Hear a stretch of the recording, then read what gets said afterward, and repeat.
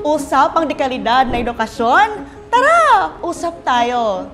Ako po si Miss Jess ng Education and Training Center School 2 ng Bacolod City. At ngayon, pag-uusapan natin ang iba't ibang assessment ng DepEd. Naalala mo pa ba yung huling exam mo sa school?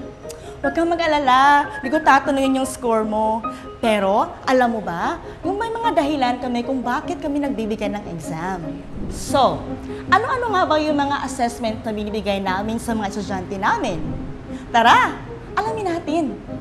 Ang DepEd ay nagbibigay ng iba't ibang uri ng exam upang ma-measure ang kaalaman, natutunan at kakayahan ng ating mga estudyante. Ang mga uri na ito ay, una, Assessment of Learning. Halimbawa, NAT, ELNA, Periodical Test, at PISA. Pangalawa, Assessment for Learning or tinatawag nating formative assessment.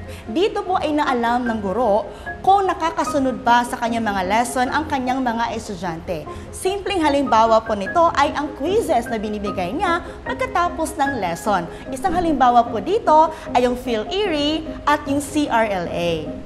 Pangatlo ay ang assessment as learning, kung saan sinusuri ng mga estudyante ang sarili nilang kaalaman. Ito po yung time na yung teacher ay nagbibigay ng rubric sa mga estudyante upang suriin ang sarili nilang gawa.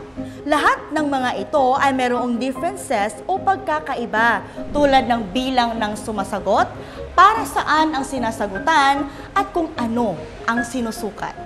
Ang mga assessment na ito ay nakakatulong para sa mga gurong tulad ko at sa DepEd upang mapaganda ang learning experience ng aming mga estudyante.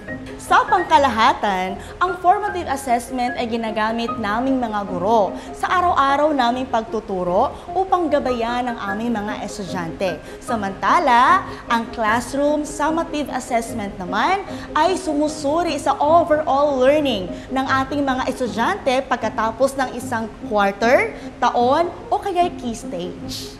Isa sa malaking pagkakaiba ng mga uri ng assessment ay ang bilis ng improvement. Katulad ng assessment of learning, meron namang siyang improvement pero hindi agaran. Samantala, ang assessment for learning ay mabilis lamang makikita yung improvement kasi maliit lang naman yung sinusukat. Halimbawa, nagpa-quiz si teacher at mababa yung score ng kanyang mga estudyante. Pwede niyang baguhin ang kanyang teaching approach kinabukasan para maaaring tumaas din yung score ng kanyang mga estudyante. Hindi naman agad ang improvement sa mga assessment of learning, gaya ng NAT, PISA at iba pa.